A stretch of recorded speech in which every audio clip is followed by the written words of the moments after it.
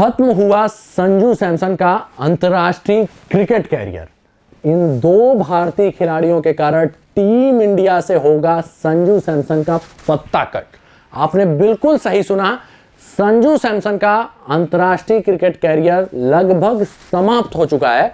और मैं ये क्यों बोल रहा हूं देखेंगे इस वीडियो में। नमस्कार दोस्तों, मैं हूं आपका फेवरेट सिद्धांत त्रिपाठी और इस वीडियो में हम बात करने वाले हैं संजू सैमसन को लेकर आई एक बड़ी अपडेट की। और ये अपडेट ना बहुत ही भयावह होने वाली है संजू सैमसन के प्रशंसकों के लिए, क्योंकि अगर हम रियलिटी देखेंगे ना तो पता चलेगा कि संजू सैमसन का अंतर्राष्ट्रीय क्रिकेट कैरियर लगभग समाप्त हो चुका है। स्टार्ट करते हैं वीडियो, लेकिन उससे पहले क्या करना है, वीडियो कर देना है जल्दी से लाइक और शेयर। आप लोग का प्यार और समर्थन मिलता रहता है तो काफी अच्छा लगता है। उसके अलावा जो भी नए यूजर्स है चैनल को सब्सक्राइब करके बेल का आइकन प्रेस कर दीजिएगा। और अगर आप फेसबुक पेज पे हैं तो पेज को लाइक करना है, शेयर करना है, फॉलो करना है, साथ ही साथ वीडियो को भी लाइक और शेयर करना है। तो देखिए, कोई भी बातें पॉजिटिव और निगेटिव होती रहती हैं, लेकिन उससे पहले आपको यह ध्यान देना है कि टीम इंडिया में ना इस समय भयंकर कंपटीशन चल रहा है और कोई बल्लेबाज अपने हाथ में आया हुआ मौका अगर खो देता है ना तो फिर इंडिया से एक बार अगर आप बाहर गए ना तो फिर बड़े लंबे समय के लिए बाहर जाएंगे। और यह काम संजू सैमसन के साथ हो चुका है।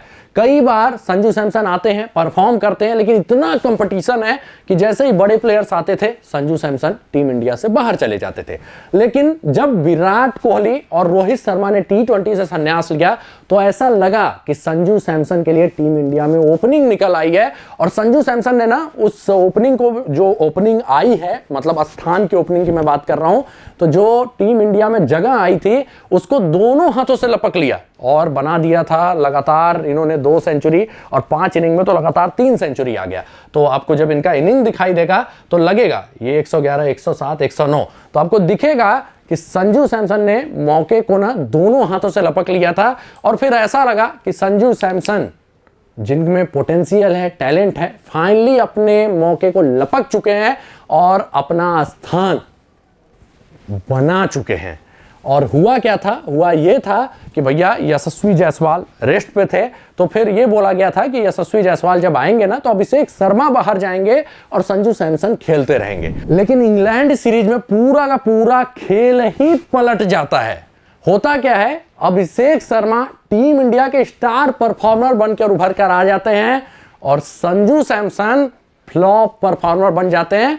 फ्लॉप तो छोड़िए, इनकी एक ऐसी कमजोरी पता चलती है कि संजू सैमसन लास्ट के 2 मैच ऐसा खेलते हैं जैसे लगता है ना कि इनको बैटिंग ही नहीं आती है। आपने अगर मैच देखा होगा तो शुरुआत के 3 मैचों में ये शॉर्ट बॉलों पे आउट होते हैं, कोई दिक्कत नहीं है, बल्लेबाज आउट होते हैं हिट करने में, ठीक है। चौथे 5वें मैच में लगा कि संजू सैमसन एकदम प्रेशर में, एकदम बैकफुट पे जाके स्टंप के पास खड़े हो जाते हैं और हर बॉल को ये बस उम्मीद कर रहे थे कि शॉर्ट बॉल आएगा। तो उसी में चौथे वाले में भी स्ट्रगल करते हैं, फिर विकेट फेंक देते हैं। और 5वें वाले में पहली बॉल ये एज्यूम करते हैं कि छक्का शॉर्ट बॉल आएगा तो उसको छक्का बना देते हैं। लेकिन जैसे ही अगली 2 बॉलें शॉर्ट नहीं आती है ना, संजू सैमसन को दिक्कत हो जाती है, क्योंकि वो तो मूड ही बना के बैठे थे कि मुझे छक्का मारना है, शॉर्ट बॉलें आएंगी, लेकिन वो दोनों शॉर्ट बॉलें नहीं आती है। तो संजू सैमसन को फिर हो जाती है दिक्कत। मतलब वो पूरा माइंडसेट ही बनाकर आए थे कि शॉर्ट बॉल मेरी कमजोरी है, वही बॉल आएगी। फिर उसके बाद बॉलर अपना लेंथ चेंज करते हैं, संजू सैमसन को दिक्कत होती रहती है और फिर फाइनली शॉर्ट बॉल आती है, फिर विकेट फेंक कर जाते हैं। तो आपको दिख रहा होगा कि एक भयंकर कमजोरी संजू सैमसन का उजागर हो चुका है और इतिहास गवा रहा है कि किसी भी बल्लेबाज की अगर शॉर्ट बॉल की कमजोरी होती है ना तो वो दिक्कत बहुत जल्दी नहीं समाप्त होती। इसी चक्कर में सौरव गांगुली का क्रिकेट कैरियर समाप्त हो गया, सुरेश रैना का क्रिकेट कैरियर समाप्त हो गया और ऐसा लग रहा है कि संजू सैमसन का भी क्रिकेट कैरियर समाप्त हो सकता है, क्योंकि संजू सैमसन ने T20I में कंसिस्टेंसी दिखाई ही नहीं है। अगर आप ये 3 शतक छोड़ दें, 109, 107, 111, तो मैंने इनके लास्ट 14 इनिंग्स दिखाए हुआ है, ठीक है। ये तीनों शतक एकदम पाटा ट्रैक पे आए, मतलब कि बैटिंग फ्रेंडली ट्रैक रहा है तभी आया है।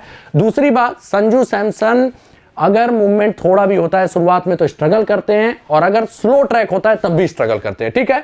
तो बैटिंग ट्रैक्स पर ही संजू सैमसन का अभी तक सारे नॉक्स आए हैं और इस बार इंग्लैंड सीरीज में ना सब बैटिंग ट्रैक था, लेकिन उन 5 पे संजू सैमसन बुरी तरह फ्लॉप होते हैं उस कमजोरी के कारण। और जब ये आप परफॉर्मेंस देखेंगे ना तो आपको इनका पोटेंशियल तो दिखाई देगा 107, 111, 109 के साथ, लेकिन आपको फिर ना उसमें 4 जीरो भी दिखाई देगा, 1, 2, 3, 4 सिंगल डिजिट स्कोर अगर आप देखने जाएंगे ना तो 4 जीरो है, 1, 3, 5, मतलब 7 सिंगल डिजिट स्कोर हैं। और उसके अलावा एक नॉक केवल 20 के ऊपर इन सेंचुरीज के अलावा आपको दिखाई, सॉरी 2 नॉक आपको 20 के ऊपर दिखाई देगा। मतलब बचे 11 इनिंग्स में केवल 2 नॉक इनके और हैं जो 20 के ऊपर हैं। 30 के ऊपर तो और एक भी नॉक नहीं है इन 3 सेंचुरीज के अलावा। मतलब संजू सैमसन कंसिस्टेंट है ही नहीं। इस कमजोरी से पहले भी कंसिस्टेंट नहीं है, क्योंकि इनको मूविंग बॉल पे भी दिक्कत होती थी और अब शॉर्ट बॉल वाली कमजोरी आ गई है, वो भी पाटा ट्रैक पे उस पे आउट हो रहे हैं। तो संजू सैमसन के लिए ना अंतर्राष्ट्रीय क्रिकेट में बड़ा मुश्किल वाले दिन आने वाले हैं। और ये मुश्किल का काम जानते हैं और कौन बढ़ाएंगे? वो बढ़ाएंगे टीम इंडिया के 2 बल्लेबाज जो कि इस समय रेस्ट पे हैं, बाहर नहीं है, वो रेस्ट पे हैं। और बल्लेबाज जानते हैं कौन कौन है? यशस्वी जायसवाल, जिनका T20I खेलना लगभग कंफर्म है। दूसरा ऋषभ पंत, क्योंकि टीम इंडिया हमेशा विकेट कीपिंग में पंत को ही प्रीफर करती है। वो अलग बात है, पंत ने भी T20I में कुछ झंडे नहीं उखाड़े हैं, लेकिन प्रॉब्लम क्या है कि भैया पंत वनडे और टेस्ट में अच्छा खेले हुए और इसलिए इनको प्रेफरेंस दी जाती है। और यह भी माना जाता है कि पंत थोड़ा ज्यादा टैलेंटेड बल्लेबाज है, ठीक है। हालांकि संजू सैमसन भी कम टैलेंटेड नहीं है, लेकिन सेलेक्टर्स ने एक मापदंड किया है जिसमें पंत रेस में आगे हैं। तो पंत के आते ही एक लग रहा था कि पंत अगर आ भी जाएंगे ना तो संजू सैमसन ओपनिंग करेंगे, लेकिन जैसे ही यशस्वी आएंगे, अभिषेक शर्मा ने ऐसा प्रदर्शन कर दिया है कि उन्हें बाहर किया ही नहीं जा सकता। और यशस्वी लगातार हिटिंग करते हैं, वो भी कंसिस्टेंसी के साथ। तो भैया जब फैसला लेना होगा सेलेक्टर्स को तो काफी आसान होने वाला उनके लिए। यशस्वी टीम इंडिया में रहेंगे, संजू सैमसन बाहर हो जाएंगे। और अभी मैं शुभमन गिल की बात ही नहीं कर रहा हूं। शुभमन गिल T20 अभी जो भारतीय टीम खेल रही है T20 उस हिसाब से कहीं फिट नहीं बैठते, लेकिन सेलेक्टर्स बार बार बोलते हैं वो तीनों फॉर्मेट के प्लेयर हैं और इवन कप्तानी के भी मटेरियल में सेलेक्टर्स देखते हैं। तो सेलेक्टर्स थोड़ा सा मतलब शुभमन गिल को फेवर भी करते हैं। तो अगर इन दोनों में से किसी तरफ बच भी गए सैमसन तो शुभमन गिल के लिए उन्हें कुर्बानी देनी पड़ेगी। और अगर आप कोई कमजोरी में बार बार आउट होते हैं तो भैया टीम इंडिया से बाहर होना आपका लगभग तय हो जाता है। तो इन दोनों प्लेयर के आने के कारण संजू सैमसन का बाहर होना लगभग तय है। शुभमन गिल को ले लें तो एक और प्रेशर वाला काम है। और तीसरी बात कि भैया कमजोरी ऐसी पता चल गई है और ऊपर से आप कंसिस्टेंसी भी नहीं दिखा रहे हैं, तो ऐसा लग रहा है कि जैसे ही टीम इंडिया के सारे मेन प्लेयर्स सिलेक्शन के लिए अवेलेबल रहेंगे, संजू सैमसन का टीम इंडिया से पत्ता कट जाएगा।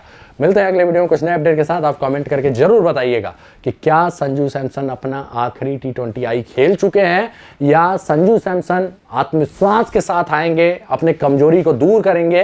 क्योंकि संजू सैमसन बहुत ही टैलेंटेड बल्लेबाज है, तो हम प्रे करेंगे कि वो अपने इस कमजोरी को दूर करें और टीम इंडिया में लगातार खेलते रहें। पहले जो नाइंसाफी हुई है उसको अब मतलब एक मोटिवेशन के रूप में देखें और भयंकर क्रिकेट कैरियर बनाएं, टीम इंडिया को जीत दिलाएं, हमें खुशी दिलाएं।